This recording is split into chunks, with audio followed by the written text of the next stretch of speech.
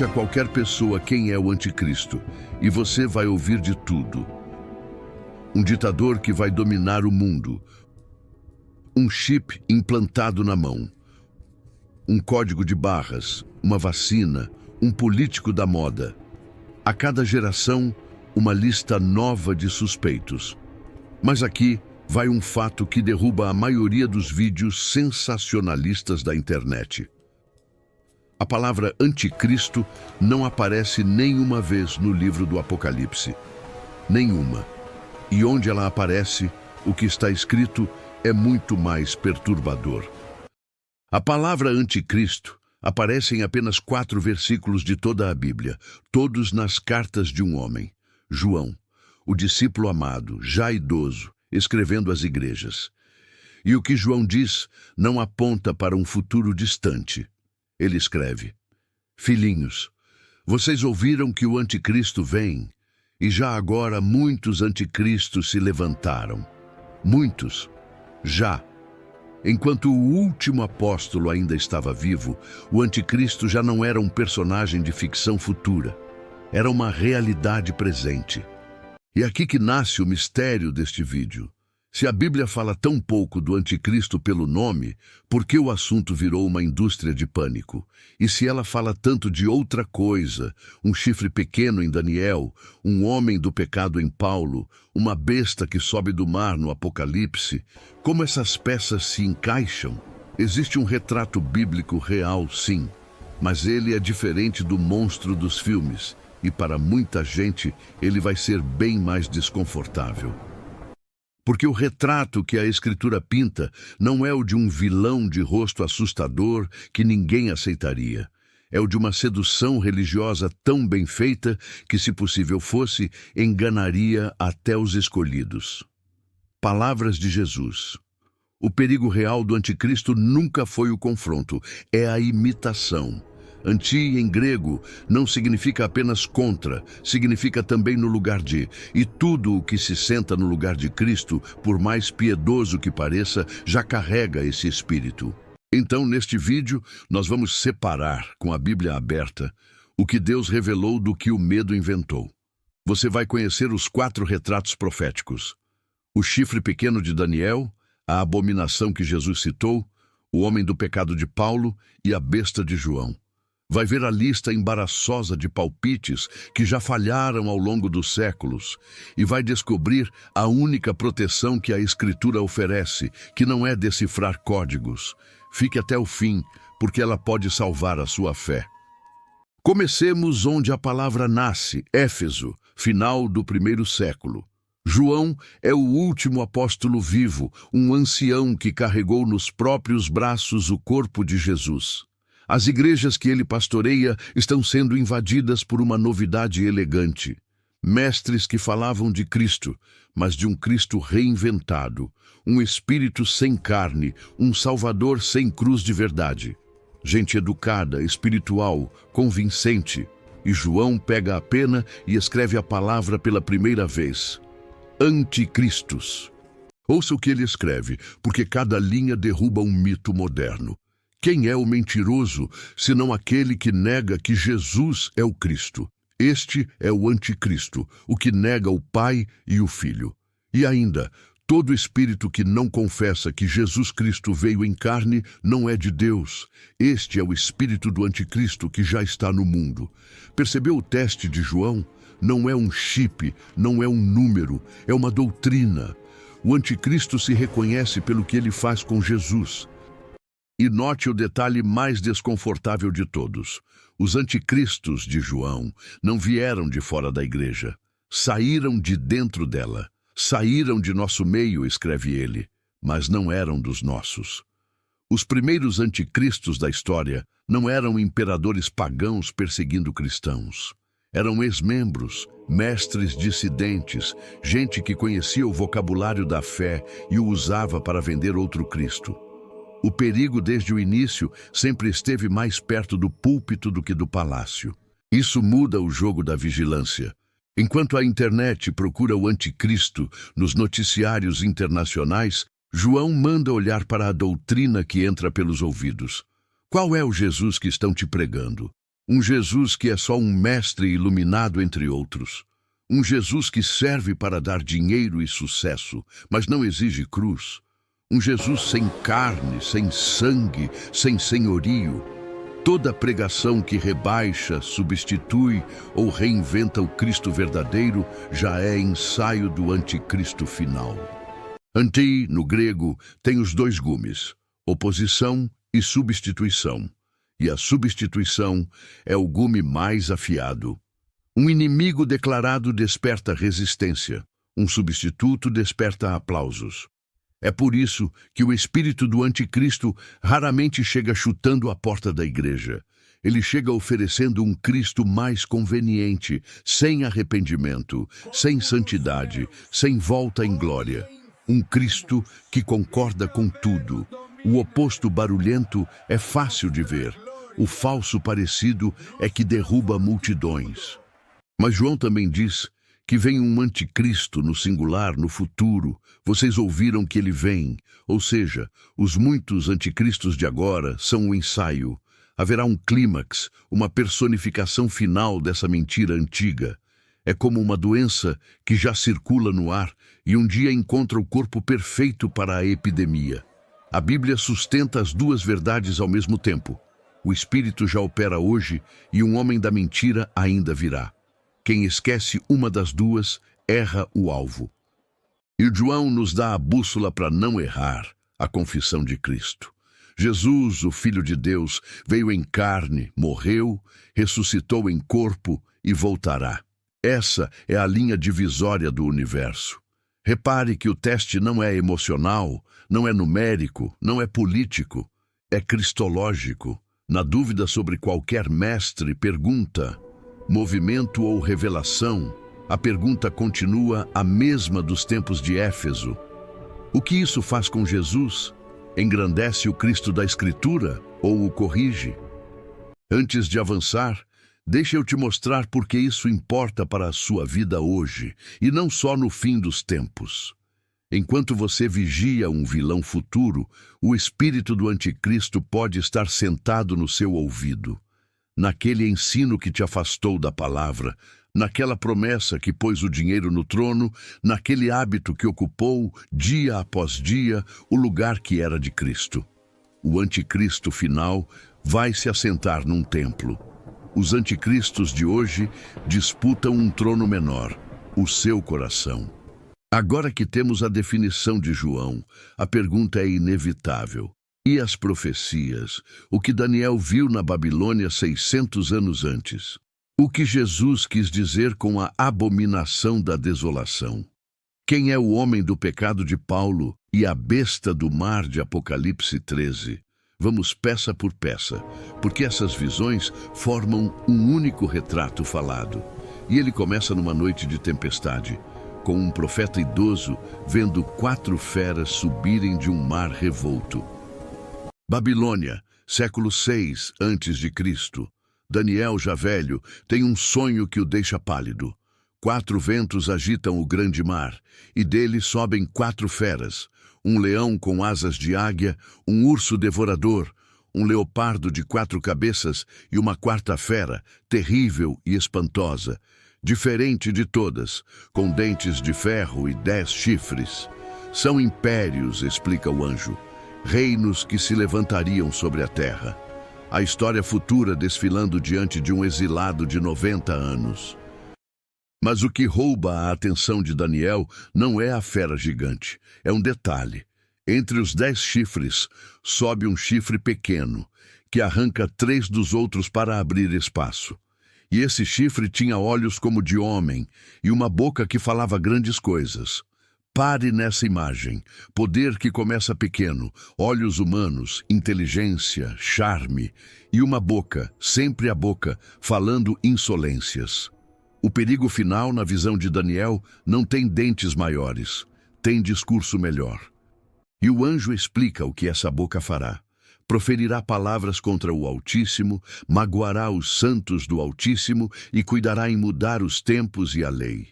Guerra contra Deus, travada com decretos e palavras, perseguição aos fiéis e a pretensão mais reveladora de todas.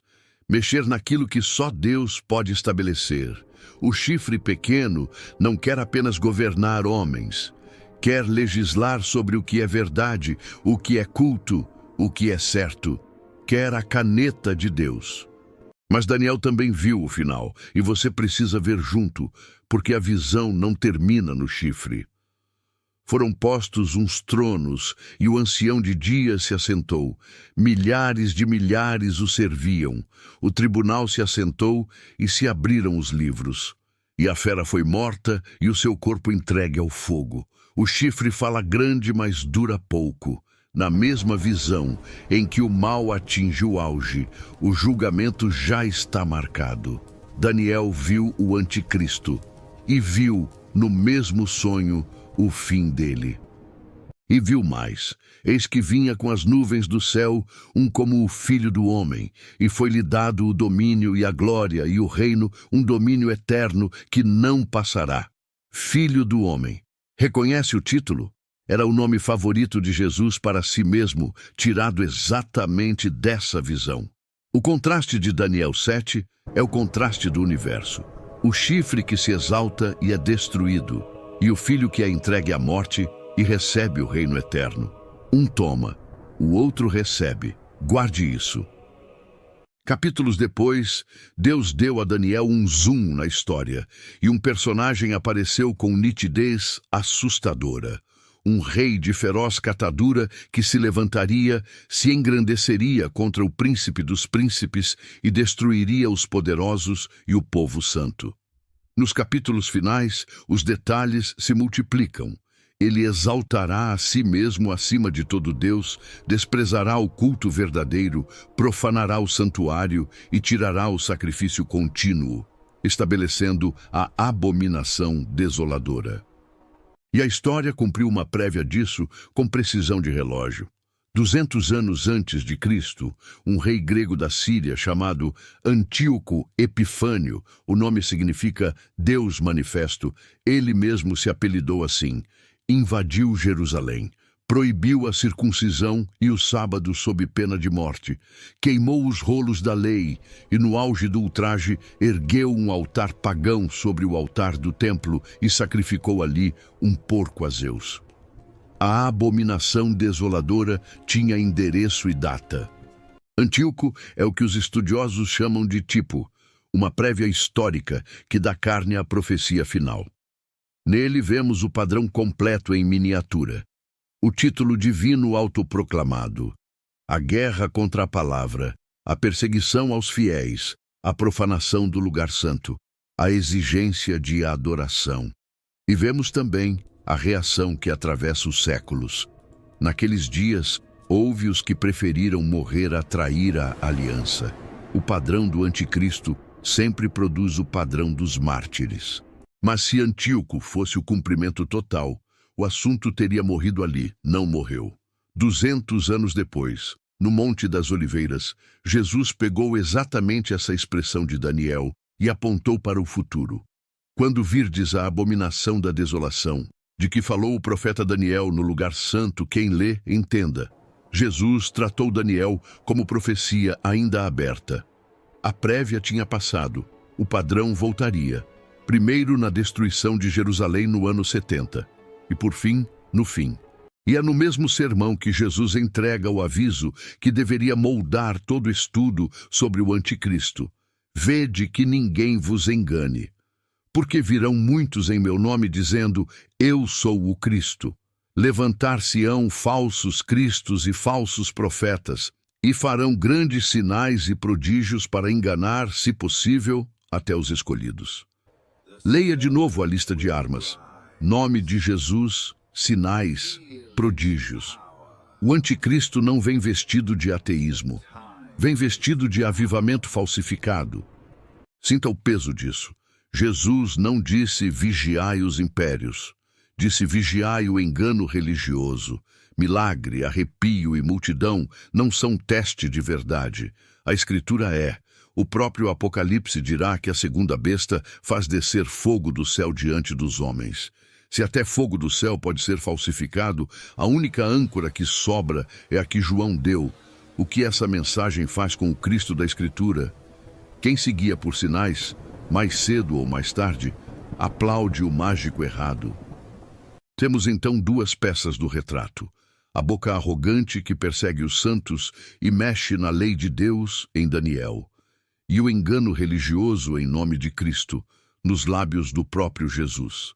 Falta a peça mais explícita de todas, escrita por Paulo a uma igreja apavorada que achava que o dia do Senhor já tinha chegado.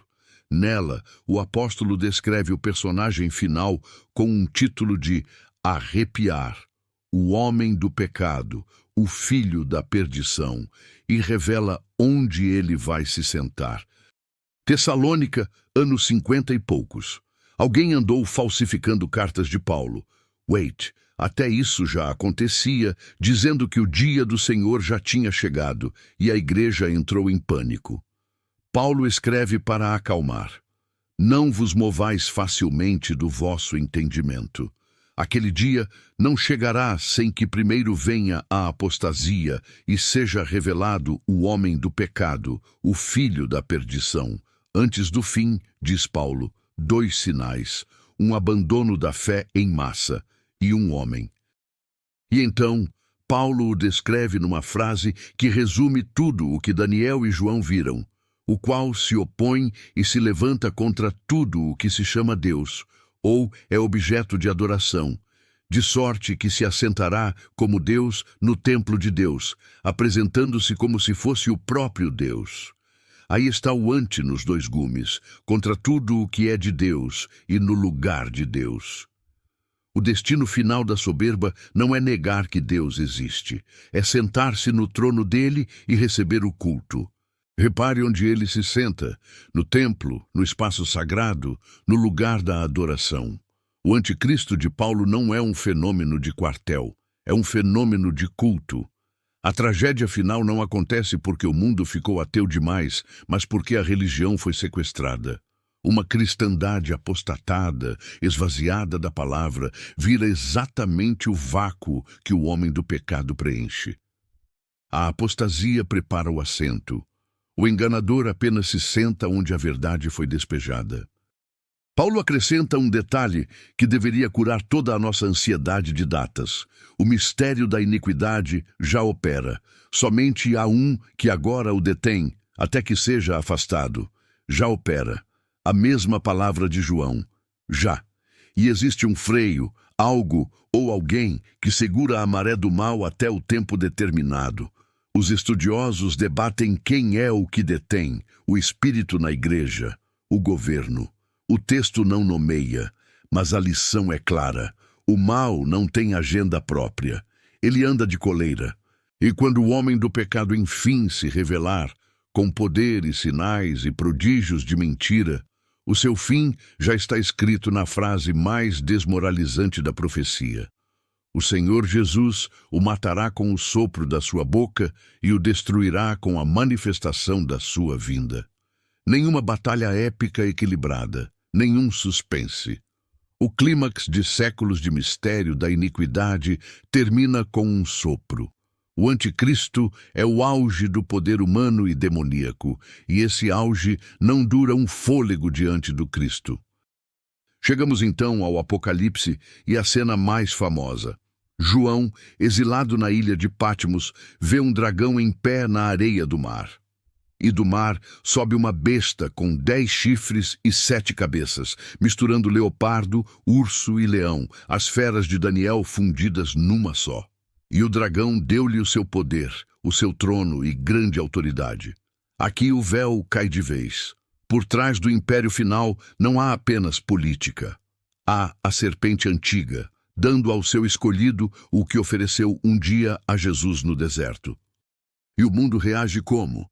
Toda a terra se maravilhou após a besta, e adoraram o dragão e adoraram a besta, dizendo: quem é semelhante à besta? Quem poderá batalhar contra ela? Note a frase. Quem é semelhante é um eco deformado do antigo louvor de Israel. Quem é semelhante a ti, ó Senhor? A besta não inventa culto novo, ela sequestra o culto antigo. A humanidade não deixa de adorar quando abandona a Deus, apenas troca o objeto e aplaude a fera, achando que aplaude um Salvador. Então sobe a segunda besta, e essa é a que menos gente conhece e mais deveria. Ela emerge da terra com 2 chifres semelhantes aos de um cordeiro, mas fala como dragão. Parece cordeiro, fala dragão. É o falso profeta, a religião a serviço da fera, o marketing espiritual do império final. Faz grandes sinais, engana os que habitam na terra e manda erguer uma imagem da primeira besta. O anticristo político só fica de pé porque um anticristo religioso o unge. E vem a marca.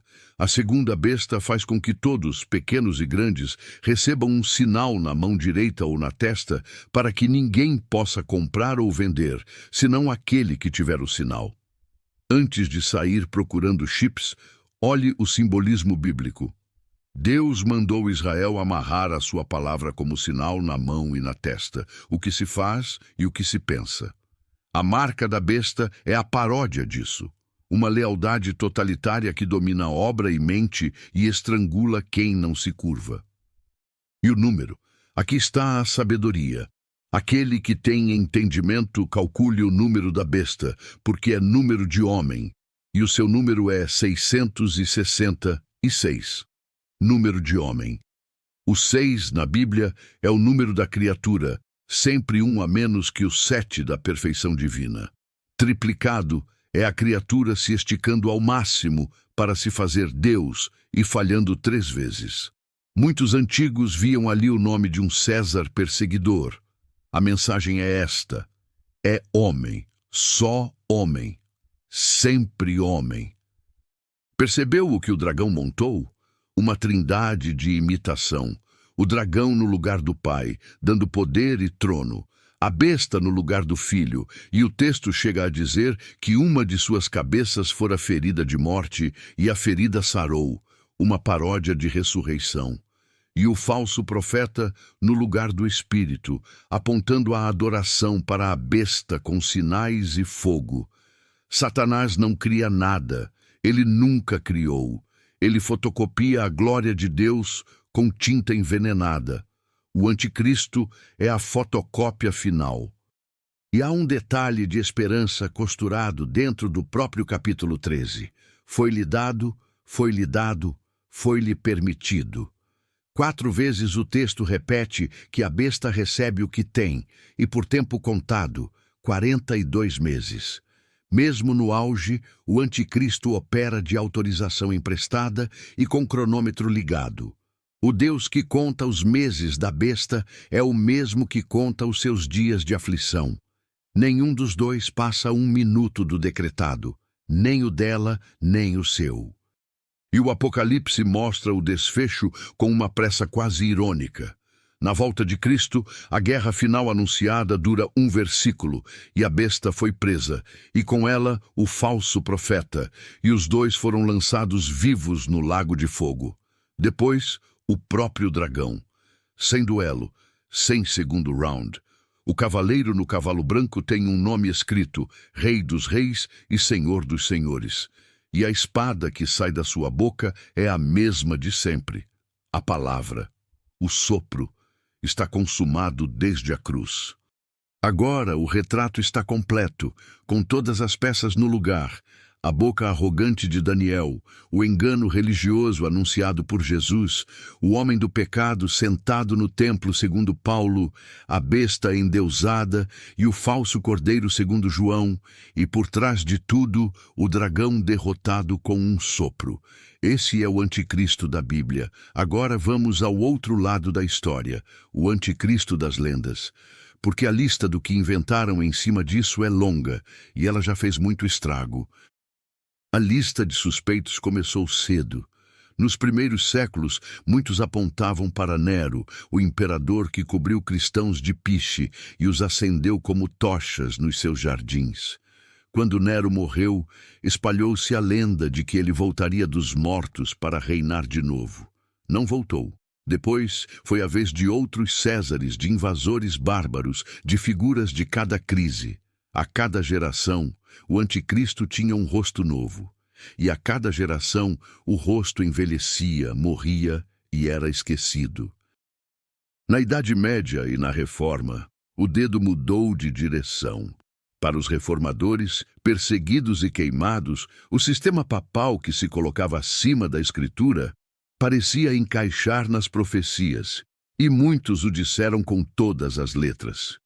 Do outro lado, teólogos de Roma devolveram o rótulo para Lutero. Séculos depois, vieram Napoleão, depois Hitler e Stalin. Cada tirano parecia enfim ser o definitivo. Eram, sem dúvida, movidos pelo mesmo espírito, mas nenhum era o homem do pecado final. O século XX industrializou o palpite. Datas para o arrebatamento marcadas e desmarcadas. Líderes políticos somados em numerologia até fechar 666. O código de barras seria a marca. Depois o cartão de crédito. Depois o chip do cachorro. O documento novo, a vacina, cada tecnologia que aparece é batizada de marca da besta por alguém com um canal e um microfone. E quando a previsão falha, ninguém pede desculpa. Só se marca outra data. Eu quero ser justo. Por trás de parte desses erros, havia gente sincera, com a Bíblia na mão e medo no coração. Mas precisamos medir o estrago. Cada palpite errado ensinou o mundo a rir da profecia. Cada data furada fabricou uma geração de céticos. É o efeito do menino que gritava lobo. De tanto anunciarem anticristos que não eram, muitos vão bocejar diante dos sinais verdadeiros. O sensacionalismo não prepara a igreja para o fim. Ele a anestesia. E há um estrago pior, mais silencioso. Enquanto os olhos vigiam Brasília, Washington ou Bruxelas, ninguém vigia o próprio ouvido. O crente que sabe de cor as teorias sobre o chip não percebe o evangelho torto que entrou na sua igreja. Decorou o número da besta e esqueceu o teste de João. O que estão fazendo com Jesus? O diabo adora uma igreja distraída com o anticristo errado, o disfarce perfeito. Todos olhando para o palco, enquanto o batedor de carteira trabalha na plateia. Vamos então corrigir a rota com o que o texto realmente diz. A Bíblia não manda calcular a identidade do anticristo antes do tempo. Paulo diz que ele será revelado no seu próprio tempo, e o Apocalipse pede sabedoria, não adivinhação. A Bíblia não manda temer a marca por acidente, ninguém recebe por engano uma marca que o texto define como adoração deliberada diante de morte ou fome. E a Bíblia não marca datas. O próprio Jesus disse que daquele dia e hora ninguém sabe. Percebe o padrão dos erros? Todos nascem de ler o Apocalipse como quem lê horóscopo, procurando o meu tempo, o meu país, a minha manchete no texto. Mas a profecia bíblica não foi dada para satisfazer curiosidade. Foi dada para produzir santidade. Toda vez que a Escritura fala do fim, ela termina com uma ordem prática. Vigiai, permanecei, não vos deixeis enganar, consolai-vos uns aos outros. Profecia que só gera ansiedade e teoria foi lida do jeito errado. E aqui vale expor o teste da experiência. O povo que mais acertou na história não foi o que decifrou códigos, foi o que conheceu a Cristo profundamente. Os crentes que resistiram a Antíoco não tinham o Apocalipse, tinham a aliança. Os que morreram sob Nero não sabiam gematria, sabiam a quem tinham crido. Quando o teste vier, de novo, não será um quiz de escatologia. Será a velha pergunta de todas as fogueiras: quem é o Senhor? E essa resposta não se decora na véspera. Alguém pode perguntar: então não devemos estudar profecia? Devemos, e este vídeo é prova. A diferença está no centro de gravidade. O estudo saudável de profecia gira ao redor de Cristo revelado. O doentio gira ao redor do anticristo especulado. Um produz adoração, o outro produz pânico e cliques. Bem-aventurado o que lê as palavras desta profecia, diz o Apocalipse na abertura. A bênção está prometida ao leitor do livro, não ao detetive de manchetes. Há também um equilíbrio a guardar sobre o tempo. João disse: já há muitos anticristos. Paulo disse: o mistério já opera, e ambos apontaram um clímax futuro. Isso significa que a pergunta o anticristo é passado ou futuro? Tem resposta bíblica: sim. O Espírito atravessa todas as gerações, encarnando em cada tirano e falso mestre, e desembocará numa revelação final antes da volta de Cristo. Quem vive vigiando só o futuro, dorme no presente. Quem nega o futuro despreza a palavra. E resta a pergunta que talvez esteja na sua cabeça. Estamos perto? Eu não vou marcar data porque o meu Senhor me proibiu, mas vou apontar o que ele mandou observar: a apostasia dentro da própria cristandade, o amor de muitos esfriando, o evangelho sendo pregado a todas as nações. E vou repetir a instrução dele para todas as gerações, inclusive a nossa. Quando estas coisas começarem a acontecer, exultai e levantai as vossas cabeças, porque a vossa redenção está próxima. Cabeças levantadas, não abaixadas de medo. Essa é a postura cristã diante do fim. E ela nos leva à última parte deste vídeo, a mais importante. Porque depois de separar o texto da lenda, sobra a pergunta pessoal: como eu me protejo do engano que enganaria até os escolhidos? A resposta da Escritura é tão simples que muita gente tropeça nela. Você não se protege conhecendo o falso em detalhes. Você se protege conhecendo o verdadeiro de perto. Dizem que os peritos em notas falsas passam anos estudando as verdadeiras. Conhecem cada relevo e cada fibra da nota legítima e, por isso, a falsa denúncia a si mesma ao primeiro toque. É exatamente o método de João. Ele não gastou as cartas descrevendo o anticristo, gastou descrevendo o Cristo, o que era desde o princípio, o que ouvimos, o que vimos com os nossos olhos, as nossas mãos apalparam. Quem conhece o toque do original não precisa de catálogo de falsificações. Então olhe o original, traço por traço, e veja como cada um desmascara a cópia. O anticristo se exalta. Cristo, subsistindo em forma de Deus, esvaziou-se a si mesmo, tomando forma de servo. O anticristo se assenta no templo exigindo culto. Cristo se ajoelhou diante dos discípulos com uma bacia e uma toalha. O anticristo faz sinais para escravizar. Cristo fazia milagres e mandava não contar a ninguém. A soberba e a humildade nunca tiveram retratos tão nítidos. Siga comparando. A besta marca as pessoas para poderem comprar e vender, uma lealdade que se impõe pela fome. O cordeiro também sela os seus. O Apocalipse fala do nome do Pai escrito na testa dos remidos, mas esse selo se recebe pela fé, jamais pela força. O anticristo diz: curve-se ou morra. Cristo diz: vinde a mim os cansados, e se alguém quer vir após mim, negue-se. Um arranca a adoração, o outro a conquista com as próprias cicatrizes. E o traço definitivo, a cruz. A besta finge uma ferida curada para ser adorada. O cordeiro carrega feridas verdadeiras para adorar o Pai e salvar os seus.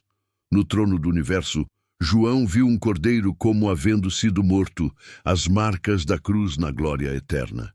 O anticristo jamais poderia falsificar isso, porque a essência dele é não morrer por ninguém. Qualquer Cristo que te apresentem sem cruz, sem sangue e sem ressurreição corporal já reprovou no teste. É a fotocópia. Por isso, a proteção número 1 é quase decepcionante de tão simples. Fique na palavra. O engano final terá sinais, arrepios, multidões e prodígios. A única coisa que ele não suporta é a exposição prolongada à Escritura. Jesus venceu o tentador no deserto com 3 está escrito. Os crentes de Bereia examinavam cada dia nas Escrituras se as coisas eram assim, e foram chamados de nobres por isso. A sua Bíblia aberta diariamente é o detector de anticristos mais avançado que existe. A proteção número 2. Adoração com entendimento. O anticristo colhe o que a idolatria planta. Toda vez que o coração aprende a adorar sucesso, poder, experiência ou líder, ele está sendo treinado para se maravilhar após a besta. E toda vez que se prostra diante do Cordeiro, aprende o antídoto. A pergunta do fim será a mesma de agora. Quem é digno? A igreja que responde isso todos os domingos, com a alma inteira, não muda de resposta diante de fogo descendo do céu. A proteção número 3, comunhão. Não é acidente que João escreva às igrejas no plural e diga que os anticristos saíram de nós. O crente isolado, órfão de pastoreio, alimentado só por vozes da internet, é o alvo preferido do engano. Foi em comunidade que a fé sobreviveu a Nero, a Antíoco e a todas as prévias do anticristo. Permanecei naquilo que ouvistes desde o princípio, insiste João. A fé é pessoal, mas nunca foi solitária. Lobo caça ovelha desgarrada. E há uma proteção que quase ninguém menciona: a esperança. O medo é a porta de entrada do engano. Gente apavorada aceita qualquer salvador. Por isso Paulo, no mesmo capítulo do Homem do Pecado, encerra assim: Deus vos escolheu desde o princípio para a salvação. Estai firmes. E arremata com ternura: o próprio Senhor Jesus Cristo console os vossos corações. O estudo do anticristo feito do jeito bíblico termina em consolo. Se terminou em pânico, refaça a leitura. Porque olhe o placar final mais uma vez. O chifre pequeno de Daniel, julgado e destruído pelo tribunal do ancião de dias. O homem do pecado de Paulo, morto com o sopro da boca do Senhor. A besta e o falso profeta de João, lançados vivos no lago de fogo num único versículo. O dragão, esmagado conforme a promessa mais antiga da Bíblia, feita ainda no Éden. Não existe cenário em que o anticristo vence. A profecia não é um aviso de derrota, é um spoiler de vitória. E a vitória não começa no futuro, ela foi assinada no passado. Na cruz, diz Paulo, Cristo despojou os principados e potestades e deles triunfou publicamente. O dragão do Apocalipse já aparece derrotado, expulso, sabendo que pouco tempo lhe resta. A fúria final do anticristo não é a ofensiva de quem vai ganhar, é o estrebuchar de quem já perdeu. Você não está esperando uma batalha de resultado incerto, está esperando a execução de uma sentença já transitada em julgado. Por isso os santos vencem a besta de um jeito que nenhum roteirista de Hollywood escreveria. Eles a venceram por causa do sangue do Cordeiro e por causa da palavra do seu testemunho, e não amaram as suas vidas até a morte. Sem exército, sem contra-ataque, sem plano B. Sangue, palavra e fidelidade. As mesmas 3 armas que estão ao alcance do crente mais simples deste canal. O anticristo controla compra e venda, não controla a única coisa que decide a eternidade. Olhe o caminho que percorremos, as cartas de João e os muitos que já vieram, o chifre pequeno e a prévia de Antíoco, o alerta de Jesus contra o engano religioso, o homem do pecado no templo, a besta, o falso cordeiro e o número do homem, a lista de palpites que envelheceram mal, e o retrato invertido do cordeiro que desmascara toda a cópia. Sobrou uma coisa só. O que tudo isso exige de você, hoje, nesta semana, antes de qualquer manchete nova. É para isso que vamos agora. Primeiro, o exame interno, porque João não deixa escapatória. Se antes significa também no lugar de, então a pergunta mais urgente não é quem será o anticristo no futuro, e sim, o que está no lugar de Cristo na minha vida agora, o trabalho que virou identidade, o dinheiro que virou segurança, a opinião dos outros que virou tribunal, o celular que virou a primeira voz da manhã e a última da noite.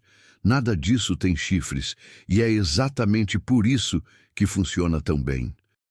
Faça o teste da cadeira. Em toda a vida existe um trono, e alguém sempre está sentado nele. O anticristo final vai se assentar num templo, exigindo o que não é dele. Os anticristos de hoje se assentam em tronos pequenos, um coração de cada vez, com a mesma exigência disfarçada. Me olhe mais, me sirva mais, confie em mim. Cristo não divide trono. Ou ele é senhor de tudo, ou algo já ocupou o assento. Antes de vigiar o templo de Jerusalém, vigie o templo que você é. Segundo, assuma a dieta da palavra como quem treina para reconhecer notas falsas.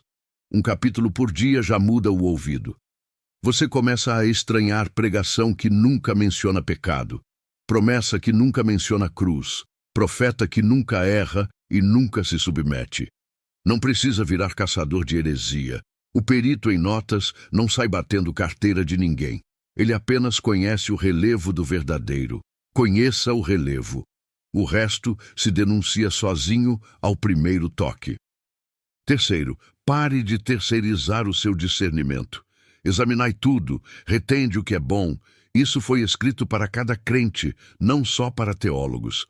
Ame o seu pastor, ouça mestres, mas faça como os bereanos. Confira nas escrituras se as coisas são assim.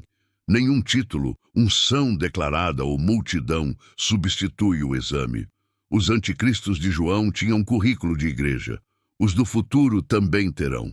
A sua Bíblia aberta vale mais do que a minha palavra e a de qualquer pregador famoso. Quarto, recuse o pânico como estilo de vida espiritual. Toda semana uma manchete nova vai tentar te vender o fim do mundo com patrocínio e vinheta.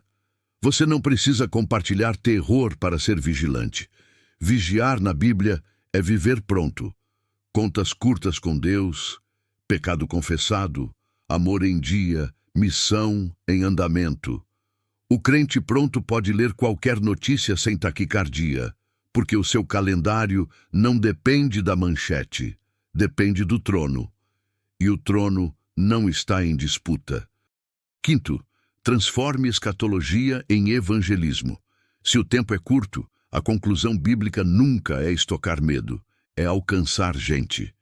Pedro conecta as duas coisas numa frase. O Senhor não retarda a sua promessa, mas é longânimo para convosco, não querendo que ninguém se perca. Cada dia em que o anticristo ainda não foi revelado é um dia de porta aberta. Aquele seu familiar distante, aquele amigo cético, o adiamento do juízo tem o nome deles escrito. Use o prazo. Sexto, sirva a igreja local como quem prepara um exército de resistência. A apostasia final será um esvaziamento. A resposta é encher agora. Presença, comunhão, discipulado, oração em grupo. Os crentes que atravessaram Antíoco e Nero não sobreviveram como franco-atiradores espirituais. Sobreviveram como corpo. Quando o engano vier com fogo do céu, você vai querer estar cercado de gente que conhece o Cordeiro. Construa essas amizades antes da tempestade. E agora a palavra para quem está assistindo de fora, ainda sem Cristo. Você ouviu falar de marca da besta a vida inteira, mas talvez nunca tenha ouvido isto. Existe outra marca sendo oferecida, o selo do Deus vivo, e ele é de graça.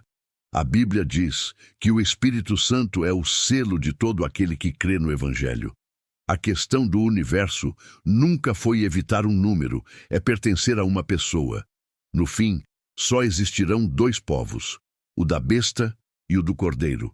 Não existe arquibancada. E a porta para o povo do Cordeiro continua escancarada.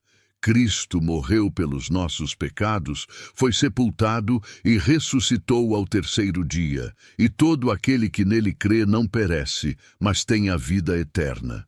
Não é preciso decifrar Daniel para ser salvo. O ladrão da cruz não sabia escatologia nenhuma e jantou no paraíso. É preciso apenas fazer hoje o que a besta exigirá amanhã à força e Cristo pede agora por amor. Entregar a lealdade do coração. A quem você vai dar a sua? E para você que é de Cristo e chegou até aqui, recebe a ordem do Senhor no lugar do medo. Quando estas coisas começarem a acontecer, exultai e levantai as vossas cabeças, porque a vossa redenção está próxima, cabeça levantada. O estudo do Anticristo, feito direito, termina com a igreja olhando para cima, não para baixo. Nós não esperamos a besta, nós esperamos o rei, e toda a profecia sombria da Bíblia é apenas a sombra que a luz dele projeta ao se aproximar. O dragão dará poder à besta, a boca falará grandes coisas, o falso cordeiro fará descer fogo, e um sopro da boca de Jesus encerrará tudo. Essa é a história completa, sem pânico e sem lenda.